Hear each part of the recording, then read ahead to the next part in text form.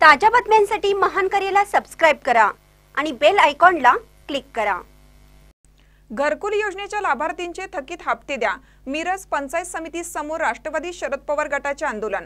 सांगली जिल्ह्यातील प्रधानमंत्री घरकुल योजनेच्या लाभार्थींचे थकीत हप्ते देण्यासाठी मिरज पंचायत समिती कार्यालयासमोर मिरज तालुका राष्ट्रवादी काँग्रेस शरदचंद्रजी पवार पक्षाच्या वतीने सचिन कांबळे, मनोज शिंदे यांच्या नेतृत्वाखालील आज धरणे आंदोलन करण्यात आलं।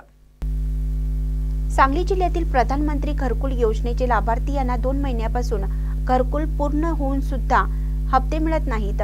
त्यामुळे त्यांना थकीत हप्ते तात्काळ देण्यात यावेत या मागणीसाठी मिरज तालुक्यातील लाभार्थ्यांचा आज मिरज पंचायत समिती कार्यालयासमोर आंदोलन सुरू आहे। येणाऱ्या 8 दिवसात या सर्व लाभार्थ्यांना घरकुलाचे थकीत हप्ते तात्काळ मिळावेत, अन्यथा पुढील काळात उग्र आंदोलन जिल्हा परिषदेचे मुख्य कार्यकारी अधिकारी यांच्या दालनासमोर करणार असल्याची माहिती सचिन कांबळे यांनी दिली आहे। आज जे काही प्रधानमंत्री घरकुल योजनेसंदर्भात बाहेर आंदोलन चालू आहे त्या अनुषंगाने शासन स्तरावर पंचायत समिती तसेच जिल्हा स्तरावरून पाठपुरावा सुरू आहे।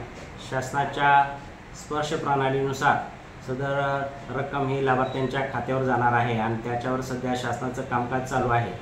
त्यामुळे लाभार्थ्यांनी थोडा धीर धरावा। शासनाची प्रक्रिया पूर्ण होताच हे सदरचे पैसे लाभार्थ्यांच्या खात्यावर जातील। पंचायत समिती स्तरावरून याबाबतचे जे आवश्यक कार्यवाही आहे ती पूर्ण करण्यात आलेली आहे।